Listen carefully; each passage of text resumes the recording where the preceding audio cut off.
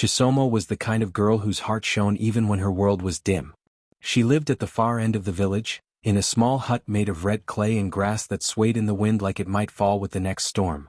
Her clothes were patched many times over, her slippers long worn out, and her hands rough from long days spent fetching water, cleaning others' calabashes, and helping anyone who needed her.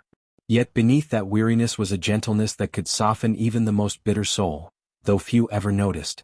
The villagers whispered that she was cursed with poverty, that no one so quiet and plain could bring fortune. But Chisomo never argued, she only smiled faintly and went on with her tasks. Each morning she would walk through the marketplace, balancing a clay pot on her head, humming songs her mother once sang before the fever took her. She greeted even those who ignored her, bowing respectfully to the elders, handing children mangoes when she had them. The world had not been kind to her, but she chose kindness still, perhaps because that was the only thing she truly owned. One hot afternoon, as the sun burned bright enough to make the earth crack, Chisomo walked the road that led beyond the fields. Her pot was half full, and she moved carefully so as not to spill a drop. In the distance she noticed something strange, a man lying by the roadside, motionless, his clothes torn, blood staining the dust beneath him. For a moment she froze, fear rising in her chest. Bandits sometimes roamed that way and helping the wrong person could mean death. But then she saw his hand twitch weakly, his lips cracked from thirst. The sight stirred her heart more strongly than her fear. Without a second thought, she rushed to his side, knelt in the dust and lifted his head gently. "Sir, can you hear me?" she whispered, her voice trembling. His eyes fluttered open, weary, filled with pain, but he could not speak. She poured a few drops of water from her pot into his mouth, then tore a piece from her skirt to bandage a deep cut on his arm. Her own knees bled from the sharp stones beneath her, yet she didn't notice. She stayed until his breathing steadied, then looked around helplessly, wondering how to get him home. A passing group of women saw her kneeling there and instead of helping they sneered. "Look at her," one said laughing. "Playing healer now? Maybe she hurt him herself so she can act innocent." Another chimed in, "She just wants attention. Poor thing thinks kindness can make her beautiful." Their laughter echoed cruelly across the dry road, but Chisomo said nothing. She continued cleaning the man's wounds, whispering prayers under her breath. By evening the traveler stirred enough to speak. "You saved me," he murmured weakly. "The robbers, they took everything." She smiled, helping him sit against a rock. "Rest now. I will bring help." She hurried back toward the village, dust rising behind her feet. But when she reached the square and tried to explain, no one believed her. The same women who had mocked her spoke first. "We saw her with the man, alone," one shouted. "Who knows what she did to him?" The chief's assistant frowned. "Why would a poor girl like you be near a traveler on that road? What were you after?" Her heart sank. No one would listen. Her truth fell like pebbles into a pit of disbelief. Only old Mama Kinta, the herbalist, touched her shoulder softly. "Go, child," she whispered. "Sometimes goodness is seen only by the spirits. The people's eyes are too small." Chisomo walked back to the roadside as the sun dipped low, the air thick with the smell of dust and dusk. The traveler was gone. Perhaps he had found strength to move or had been taken by the guards later. She didn't know. All she knew was the ache in her chest, not from being poor or tired but from being unseen. She sat by the same spot where she had knelt before, her fingers tracing the blood-stained earth. A small tear slipped down her cheek and vanished into the soil. The wind rose softly, brushing her face like a whisper of comfort. She didn't notice that a few stones near her feet seemed to shimmer faintly under the fading light, as if they were listening, as if they had seen everything that had just happened. Chisomo gathered her things, stood up, and began walking home slowly. The stars were beginning to appear, and though her heart felt heavy, she still hummed one of her mother's old songs. The villagers might have mocked her, but her spirit remained unbroken, her kindness still shining through the darkness. Little did anyone know that the very road that witnessed her tears would soon remember her name, and that the stones themselves would rise for the girl everyone had cast aside. The evening sun had begun to sink behind the hills, spreading a deep orange glow across the dusty paths. Chisomo walked slowly from the river, balancing a pot of water on her head, her bare feet leaving faint prints on the fading light of the road. The air was quiet except for the hum of crickets and the rustle of dry leaves. She felt a strange heaviness that evening, not from the pot, but from the stares she had felt all day. Ever since she had helped the wounded traveler, whispers had followed her like shadows. "She only did it to get attention," one woman had muttered at the market. Acting like a saint so that men will notice her, said another. It had spread quickly, a rumor that her kindness was nothing more than a trick to gain favor with the chief's men, that she was pretending to be pure. Chisomo had tried to ignore them, smiling faintly as always, but the words had started to sting. She did not understand why helping someone had turned her into a target. Now, as she reached the bend in the road where the tall baobab trees stood, she noticed movement in the distance, several figures waiting. Her heart skipped a beat. She tried to step aside, thinking perhaps they were just passers-by, but the group moved toward her deliberately. It was the same group of women who had mocked her earlier, joined by two young men known for stirring trouble. "Well, look who's here," one of the women said coldly. "Our holy Chisomo walking back from her prayers." The others laughed harshly. "Maybe she's going to heal another stranger. Or maybe she's looking for one to charm again." Chisomo stopped, clutching the pot with trembling hands. "Please, I don't want trouble," she said softly. "I only helped someone who was hurt." "Lies," one of the men barked, stepping closer. "You think we don't know what you're doing? You want to make the rest of us look wicked while you pretend to be some saint. Who are you trying to fool?" Chisomo shook her head quickly. "No. I only did what was right. Anyone would have." Before she could finish, one of the women slapped her hard across the face, sending the pot crashing to the ground. Water spilled across the dirt, soaking into the earth like blood. "You make us look small with your fake goodness," the woman spat. The others joined in, surrounding her. They pushed her, tore at her dress, and shouted insults that echoed through the trees. "Pretender. Cursed girl. Maybe if you bleed, your holiness will wash away." Chisomo tried to protect herself, curling on the ground, her arms shielding her face. She didn't fight back, she couldn't. Her heart was breaking faster than her body. She couldn't understand how compassion had turned to cruelty, how her quiet ways had become a reason for hate. Each blow felt like an echo of every harsh word, every sneer she had endured for years. Finally, one of the men picked up a stick and struck her across the back. Pain shot through her body like fire. She cried out, the sound sharp and raw against the silence of dusk. But even her cry seemed to anger them more. "Listen to her, the Holy One bleeds like the rest of us," someone shouted. They laughed again, a sound more chilling than the night wind. After what felt like hours, they stopped. Chisomo lay motionless on the ground, her skin torn, her blood mingling with the dirt. The attackers stared down at her, panting. One woman spat beside her. "Let the road take care of her now. Maybe the spirit she loves so much will come save her." They left her there, their laughter fading into the darkness. The world around her went still, only the whisper of the trees and the quiet hum of night creatures filled the air. The smell of dust and blood surrounded her, and for a moment she thought she might not wake again. But even through the pain, Chisomo's heart refused to harden. As tears mixed with the blood on her face, she whispered weakly, "If kindness brought me here, let kindness carry me through." Her voice trembled like a candle flame in the wind. The sky above her deepened into indigo, and stars began to appear, small, watching eyes in the heavens. The road was silent, but somewhere beneath her, the stones seemed to stir faintly, almost as if they had heard her prayer. She couldn't move anymore, but she felt a strange warmth beneath her, spreading through the ground. The night grew darker, but the earth itself seemed to cradle her gently. The stones that others had stepped on carelessly now pressed softly against her skin, as though the road, the very witness to her suffering, had chosen not to forget her pain. The night deepened, and the air grew colder, wrapping around Chisomo like a cruel shroud. The bruises on her skin burned with every breath. The once busy road was now silent, abandoned, forgotten. Even the crickets had gone quiet, as if the night itself mourned what had happened. Her body trembled in the dirt, her heart beat faint but steady, refusing to surrender to the darkness closing in. She tried to move, but her limbs felt heavy, broken by pain. The stones beneath her pressed into her wounds, sharp and unyielding. Every inch of her body screamed, yet she couldn't cry out anymore. Her throat was dry, her lips were cracked. Blood had streaked down her neck and soaked into her torn dress. She could taste iron and dust with every shallow breath. The moon rose slowly above the trees, its pale light falling across the road, illuminating her fragile form. The silver glow caught the tears on her cheeks, turning them into glistening beads of sorrow. Her fingers dug weakly into the earth as if trying to anchor herself to something, anything, that still held meaning. "Ancestors," she whispered, her voice shaking, "I have only ever tried to be good. I have harmed no one. I have only given when I had nothing. Why must goodness hurt so much?"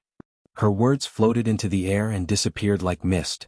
For a moment there was no answer, only the whisper of the night wind brushing against her skin. But Chisomo continued, her heart too full of pain to stay silent. If I am to die here, let the earth remember me kindly. Let the soil that drinks my blood know that I meant no wrong. The ground beneath her felt strangely warm. It wasn't the warmth of the sun, nor of life returning, it was something deeper, older. The road that had carried countless feet before her now seemed to breathe faintly beneath her broken body. She didn't notice it at first, she only felt the tremor of the earth, a pulse that matched her slowing heartbeat. She turned her head slightly and saw her blood mixing with the dust, red meeting brown, blending into one. So, she murmured weakly, I return to the earth as all must. A faint smile trembled on her lips despite the pain. Perhaps the earth will be kinder than they were. The night pressed closer, heavy with silence. The stars above looked down like distant witnesses, too far to help but too bright to ignore her suffering. The scent of the soil, warm, raw, and ancient, filled her lungs. She felt her heartbeat slow, each pulse weaker than the last. But somewhere deep within she refused to let despair win. She thought of her mother, long gone, who used to tell her stories of the ancestors walking the same earth. When you walk with kindness, her mother had said, the land remembers your feet. It will not let you fall forgotten. Chisomo clung to that memory like a thread in the dark. Then remember me, she whispered again, voice breaking. Let the land remember my kindness. A soft breeze swept over the road, lifting strands of her hair and scattering them like whispers through the grass. The trees seemed to sigh. A night bird called out in the distance, its cry long and mournful. The world, it seemed, was grieving with her. Her body ached as she tried to move her hand toward her chest, where her heart still beat faintly beneath her torn dress. If I had been born with more, she murmured, perhaps they would have loved me. But I had only kindness to give. Her fingers trembled as she pressed them into the dirt. And still I gave it. The dust around her grew damp, not only from her blood but from her tears. They fell steadily now, tracing thin paths down her cheeks and into the ground. The road beneath her seemed to absorb them hungrily as though drinking her sorrow. Each tear that touched the earth shimmered briefly in the moonlight before disappearing. Then, something strange began to happen. The stones around her seemed to hum faintly, a low vibration that pulsed in rhythm with her heartbeat. It wasn't sound as much as feeling, a gentle stirring beneath her as if the very ground had begun to listen. Her eyelids fluttered. She thought she might be imagining it, perhaps her mind, slipping away, was weaving dreams to comfort her. But the tremors grew stronger, almost soothing. The stones no longer felt sharp, they seemed to shift slightly, pressing against her like hands trying to cradle her. Am I dreaming? She breathed. The breeze answered with a whisper that almost sounded like words, faint, tender, ancient. It carried the scent of rain though the sky was clear. Her heartbeat steadied for a moment. If the earth hears me, she said weakly, then I am not alone. She closed her eyes, tears still falling, and began to pray softly, not for herself but for those who had hurt her. Forgive them, she whispered. They do not see the pain they cause. They have forgotten that even dust has a soul. The ground pulsed again, gently, as if acknowledging her words. Her blood had seeped deep into the soil now, mingling with its memory. And for the first time since she had fallen, Chisomo felt no fear. Her breaths grew slower. The pain did not vanish but it dulled, softened by a presence she could not explain. The stones beneath her seemed to hold her now, cool but protective. The road that had watched her crawl was now her bed, her comfort, her witness. Above her, the moon shone brighter, painting her in silver light. To any passerby, she might have looked like a fallen spirit, resting peacefully upon the earth. But beneath her, something ancient stirred, something that had heard her prayer and was preparing to answer it in a way no one could have imagined. The night deepened into silence so thick that even the wind seemed to hold its breath. Chisomo lay motionless, her vision blurring between light and darkness. The pain in her body had dulled into a strange numbness, as though the world was slowly releasing her. Her thoughts drifted, half prayers, half dreams, when suddenly, she felt a tremor beneath her cheek. At first she thought it was her imagination, the way dying minds sometimes play tricks. But the earth shivered again, softly, rhythmically, like the heartbeat of something vast beneath her. The dust quivered around her fingers, the tiny grains lifting and settling as if they too were breathing. Her eyelids fluttered open, and she saw the stones near her hand vibrating faintly, catching the moonlight in a way they never had before. The pain in her ribs made it hard to move, but she managed to lift her head slightly. The ground was alive. Pebbles, small and smooth, began to shift and roll closer to her body as though drawn by invisible threads. They gathered beneath her side, beneath her back, beneath her feet, one after another, until she felt their cool, solid touch forming something steady beneath her. Her eyes widened in weak disbelief. "What is happening?" she whispered, her voice rasping against the night air. The stones didn't answer, but they moved faster now, rolling together with soft, clicking sounds that echoed faintly in the stillness. Dust rose around her in slow spirals, shimmering faintly as if laced with starlight. The ground no longer felt like cold earth. It pulsed gently, almost lovingly, as though it recognized her suffering and had decided to cradle her. A warm light began to glow beneath her, faint at first, then stronger, spreading outward in ripples. Each pebble seemed to hold a piece of the glow, tiny sparks of golden light flickering in their cores. Chisomo's breath caught as the stones began to lift her. Slowly, tenderly, the earth raised her broken body from the dirt. It was not rough or sudden, it was careful, deliberate, like a mother lifting her child. She gasped as the pain in her side lessened, her weight now borne by something that felt softer than soil yet firmer than flesh. The light around her grew warmer, golden with a touch of silver. The stones aligned beneath her, shaping into a path that curved gently forward, winding through the dark road like a living river. She could see it stretching ahead, each pebble glowing in rhythm with the beat of her faint heart. Her tears glistened under the light. "Are you carrying me?" she asked, her voice trembling with awe and disbelief. For a heartbeat, the path beneath her pulsed brighter, as if answering yes. Chisomo closed her eyes, overcome. She could feel her body being lifted higher, the bruises and cuts easing as the stones moved beneath her like living hands. The pain did not vanish, but it was soothed, numbed by the warmth radiating from below. Her hair brushed against her face as she floated slowly forward, her body resting on a current of light and earth. The air grew thick with a strange fragrance, something like rain on dry ground mixed with the scent of blooming night flowers. The road ahead shimmered softly, and she realized she was being carried toward the distant glow of the palace lights, which flickered faintly on the horizon. Her lips quivered in disbelief. "The palace?" she murmured. "Why there?" Perhaps the answer lay in the wind that swept across her face just then, a soft whisper, almost like a voice. "Because that is where justice waits." Her breath hitched. The stones beneath her responded with a gentle vibration, pressing upward whenever her body sagged.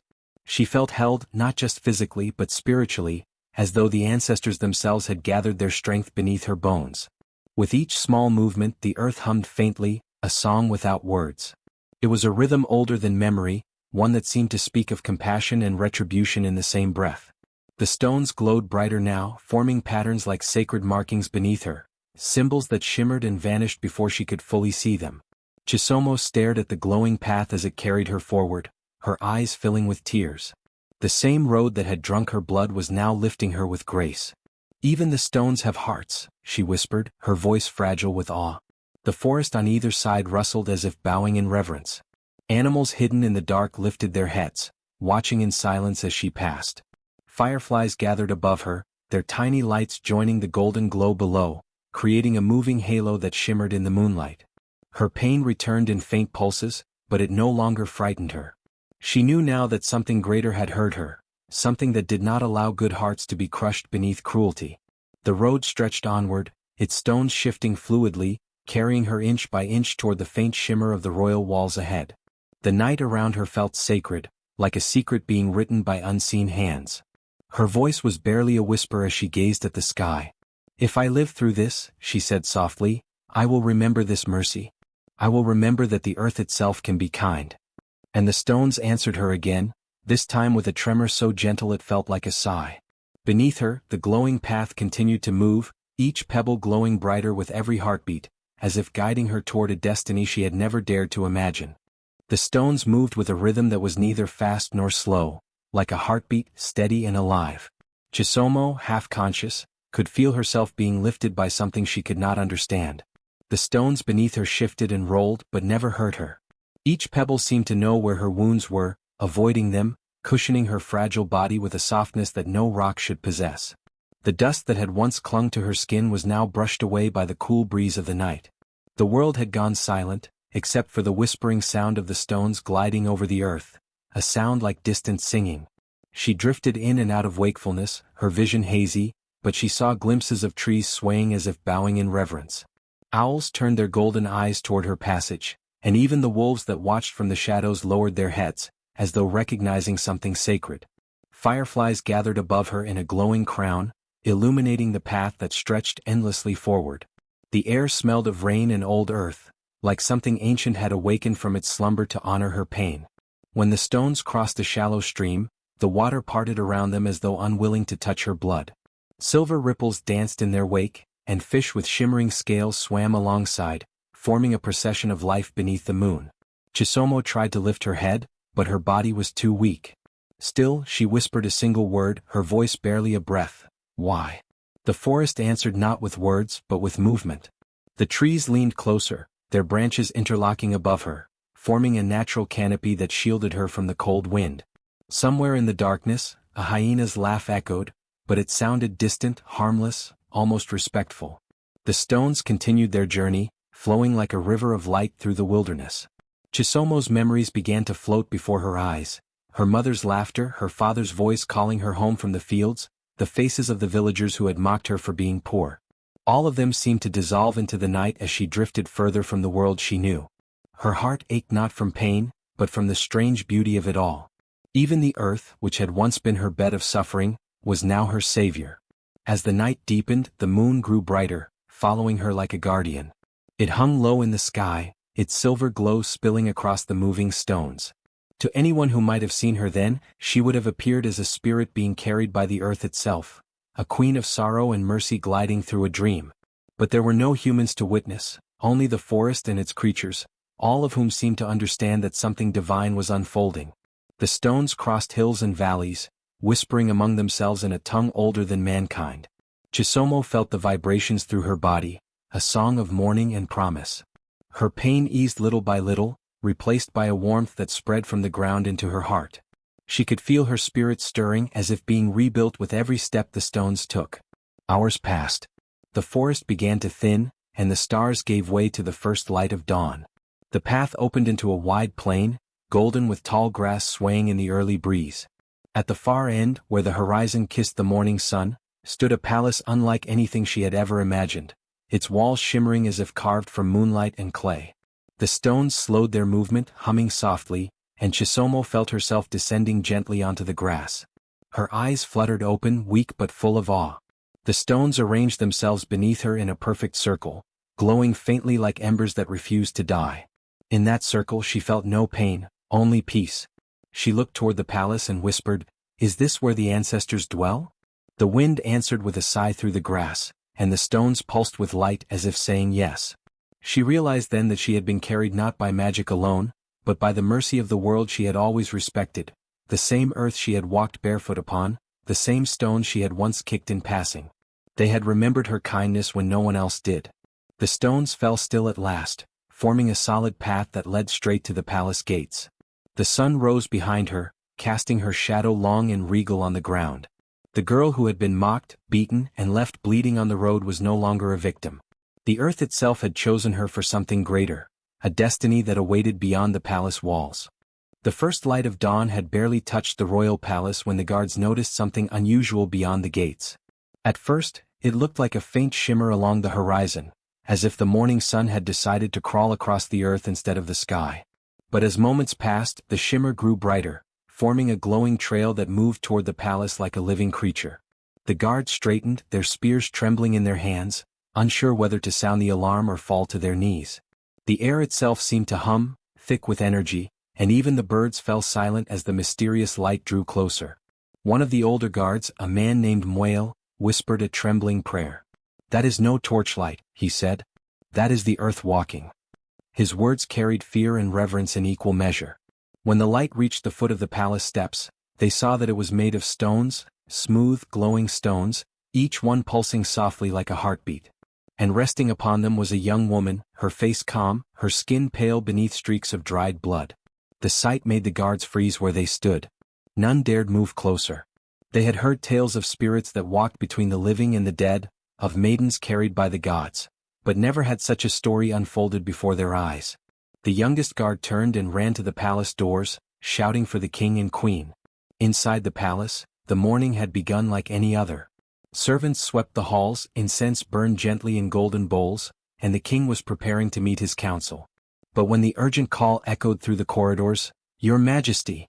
The earth itself has brought someone to the gates," everything stopped. The queen, who had been seated by the window, rose immediately, her beaded headdress catching the sunlight. "The earth?" she repeated softly. "What do you mean, the earth?" Without waiting for an answer, she and the king stepped out onto the palace steps, surrounded by their attendants and advisors. The moment their eyes met the glowing trail, a silence fell upon the crowd. The king, a tall man with deep lines of wisdom on his face, felt his breath catch. The stones, still glowing faintly, had arranged themselves in a perfect path that led to where the girl lay, as if the earth had personally delivered her to the palace door. "Who is she?" the queen whispered. But no one knew. The king motioned for the guards to lift her gently. Yet as they approached, the stones trembled, not violently but with a warning hum. The men stopped at once, afraid. It was as if the stones were alive, protecting her even now. The queen, moved by a strange compassion, descended the steps herself. Her royal sandals touched the first glowing stone, and for a moment the light brightened under her feet, as though recognizing her purity of heart. She knelt beside the girl and placed a hand near her cheek. "She is still breathing," the queen said softly. "And look, her wounds are closing." Indeed, where gashes had been, new skin was forming, glowing faintly with the same golden light that came from the stones. Blood that had dried began to fade, and bruises lightened as though time itself was reversing its cruelty. Chisomo's chest rose and fell with slow, steady breaths. Her face, though pale, was serene, like someone resting after a long journey. The king descended the steps then, standing beside his wife. His gaze softened. "The ancestors have sent her," he murmured. "No mortal journey ends at a royal gate carried by the earth." The queen nodded, her eyes glistening. "She must be tended to immediately. Prepare the inner chamber." As they gave the order, the stones began to move again, gently, smoothly, carrying Chisomo up the steps themselves. The guards and servants stepped back in awe, watching as the glowing path extended right into the palace, lighting the corridor with soft golden light. Even the torches along the walls dimmed, as if bowing to the earth's radiance. When Chisomo was finally placed upon a royal bed draped with white cloth, the stones arranged themselves around her like loyal sentinels. Their glow slowly dimmed, settling into stillness. It was as if they had fulfilled their purpose and now wished to rest. The queen leaned close, brushing a strand of dusty hair from the girl's face. "Whoever you are," she whispered, "you are safe now." The palace, once filled with noise and routine, became a temple of silence. Every servant, every guard, every counselor felt the same unspoken truth, that something divine had entered their home. The king ordered that no one disturb the girl until she woke. He stood at the doorway for a long time, watching her sleep, thinking of all the wars and droughts the kingdom had faced, and wondering if this miracle meant that the gods had finally smiled upon them again. Outside, the last of the glowing stones faded into the earth. But beneath the soil, a soft hum lingered, as though the ground itself was breathing with relief, whispering to the palace walls, "Take care of her. She belongs to destiny." When dawn broke over the palace, golden light spilled through carved windows and touched Chisomo's still face. She had slept through the night without stirring, her breathing soft, her wounds almost vanished. The air in the royal chamber felt sacred, as though invisible hands guarded the room. Outside her door, servants whispered prayers, and guards stood in uneasy reverence, unwilling to speak too loudly in the presence of a miracle. Word of her arrival spread swiftly through the kingdom. People left their fields and market stalls to gather at the palace gates, hoping to glimpse the girl the earth itself had carried. Some said she was a spirit in human form. Others believed she was the daughter of a god, hidden among mortals. But when the royal healer arrived, a man older than the king's reign, his beard white as ash, his eyes clouded with wisdom, the murmurs quieted. For when the healer spoke, even kings listened. The queen awaited him in the great hall, her face both weary and hopeful. "She came to us from the ground itself," she said, gesturing toward the corridor that led to Chisomo's room. The stones glowed, the earth moved. "You have seen many things, wise one. Tell me, what does this mean?" The healer bowed deeply. His robes, woven with ancient symbols of protection, brushed the marble floor. "Your Majesty," he said, his voice low and heavy with meaning, "I have seen wounds close and I have seen rain fall from clear skies. But this," he raised his staff, its tip carved from sacred wood, "this is the work of the earth spirits, the keepers of memory. The queen frowned slightly. The keepers of memory? Yes, the healer replied. They are older than any god we name. They dwell beneath the ground in the bones of the earth. They remember every tear, every drop of blood that falls upon the soil. And when one pure of heart suffers unjustly, they rise, not in vengeance but in balance. The king, who had entered quietly, crossed his arms. Then you say the stones carried her because she is pure? The healer turned his clouded eyes toward him. Yes, my king. The stones remember the innocent. Her blood cried out to them and they answered. What the cruel left for death, the earth lifted toward life. A long silence followed. The queen pressed a hand to her heart, her gaze distant. Then she was chosen, she whispered. The healer nodded. Chosen but not cursed. Her pain was not meant to destroy her. It was a mark of purpose. The ancestors often shape destiny through suffering, for only the heart that has bled understands compassion deeply enough to heal a nation. The king stepped forward, his expression thoughtful. And what purpose do the spirits intend for her? The healer closed his eyes, listening to something only he could hear. A rhythm older than speech, the slow heartbeat of the land itself. After a moment he opened them again and said, She is to remind us that kindness is not weakness.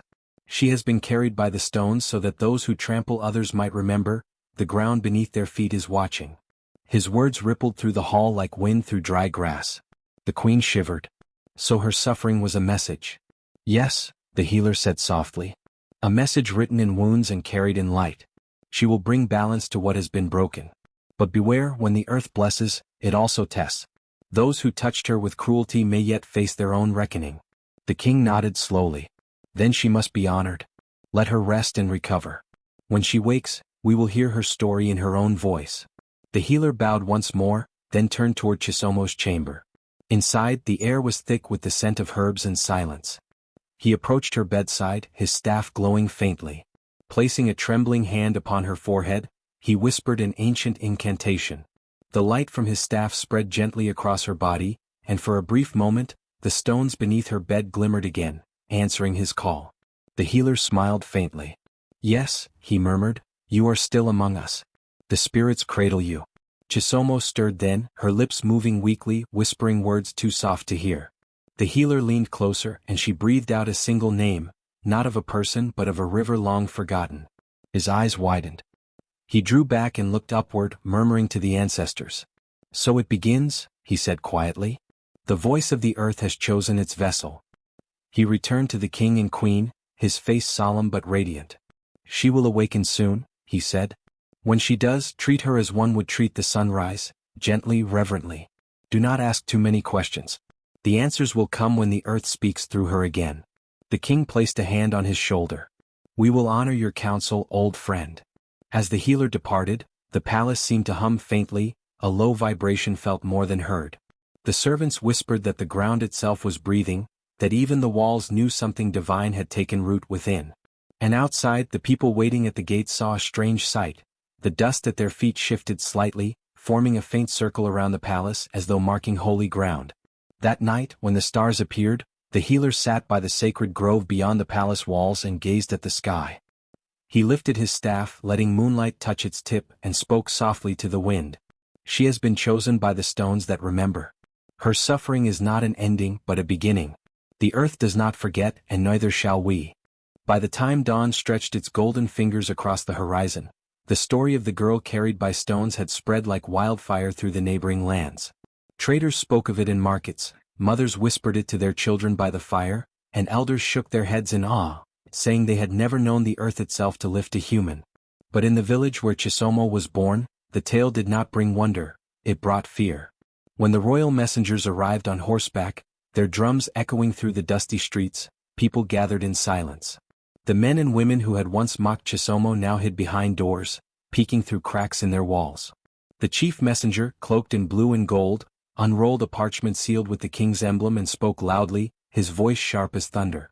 By the decree of His Majesty, all those who raised hand or word against Chisomo, the daughter of this village, are to present themselves at the royal court by sunrise tomorrow. Refusal to obey shall be seen as defiance of the crown and of the ancestors.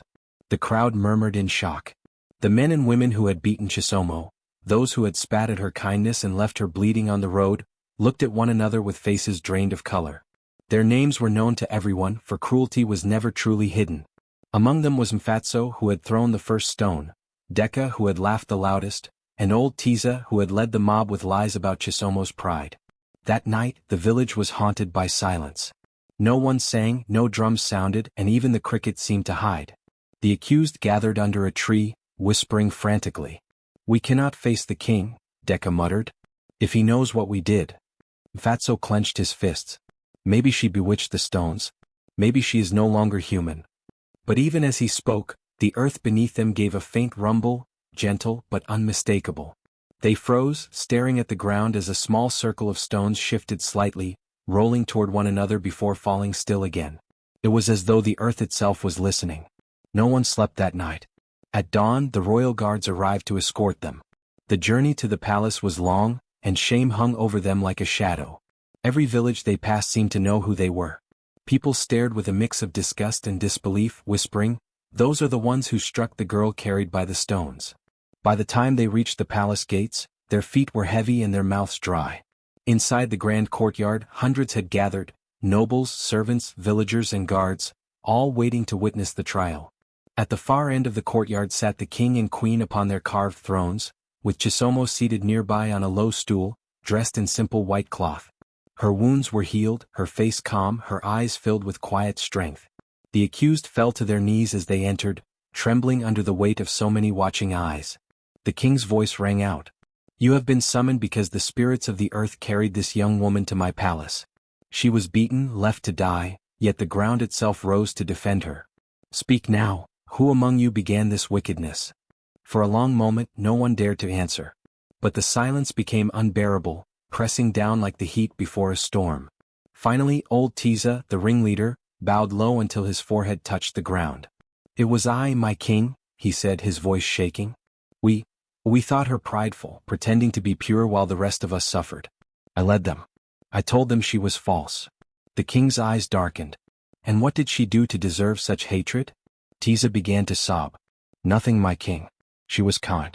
She shared her food, her water. But her goodness made us feel small. We envied her light." At those words, a deep hum filled the courtyard. The people gasped as they realized it came not from voices or drums, but from the ground. The stones beneath Chisomo's feet trembled and began to glow faintly, a soft, rhythmic pulse that matched the beating of her heart. The healer, standing nearby, raised his staff. "The earth remembers," he said solemnly. "These stones were her bed of pain and her chariot of salvation. They know truth when it is spoken and falsehood when it is not." The accused shook with terror as the light from the stones brightened. Deka fell forward, her forehead pressed to the ground. "Forgive us," she cried. "We were blind with jealousy. We mocked what we did not understand." Chisomo rose slowly, her white garments glimmering faintly in the golden light. She walked toward them, her bare feet silent on the marble floor. When she stood before them, the stones followed her like loyal servants, rolling softly at her heels. Her voice, when she spoke, was gentle but strong. "You struck me because I was kind," she said. "You left me because I was weak. But the earth does not forget kindness, and it does not mistake cruelty for strength." Fatso, trembling, lifted his head. "Will you curse us, Chisomo?" She looked down at him, her expression unreadable. "No," she said simply. "I will not curse you. But the earth already has judged you, not to destroy but to teach." At her words, the light around the stones flared once more, then slowly dimmed, leaving behind a silence so deep that even the wind seemed to hold its breath. The king stood, his voice filled with awe. "Let it be known," he declared, "that the spirits of the earth rise not for vengeance but for justice. The innocent shall never be forgotten, and the cruel shall never find peace until they learn mercy." The crowd bowed their heads and the accused wept openly. As Chisomo turned to leave, the stones rolled softly behind her, humming once more, not in anger but in peace, as though the earth itself had accepted the confession. The morning after the trial, the palace buzzed with talk of the girl the earth had carried. Servants whispered her name with reverence, nobles spoke of omens and blessings, and the king's counselors debated what such a miracle could mean for the kingdom. But in the midst of all the commotion, Chisomo sat quietly in the palace garden, watching a small line of ants carry crumbs of bread along the path. The hum of the stones beneath her had faded, yet their warmth remained, a silent reminder of where she had come from and what she had endured. When the king emerged from the great hall, his royal robes trailing behind him, all conversation ceased. He walked toward Chisomo and stopped beside her, studying her face. "You have faced cruelty," he said softly, and answered it with grace. "The stones of the earth, the oldest witnesses of truth, chose to lift you when men cast you down. Such a soul does not belong in the dust." He extended his hand. "Rise, Chisomo. From this day forward, you shall be known as the girl of the living stones, daughter of the palace and guardian of compassion." Gasps rippled through the onlookers. Even the queen smiled, her eyes glistening with pride as she nodded in agreement. The royal healer bowed low, murmuring, "It is as the spirits intended." From that day Chisomo's life changed, not with riches or jewels but with purpose.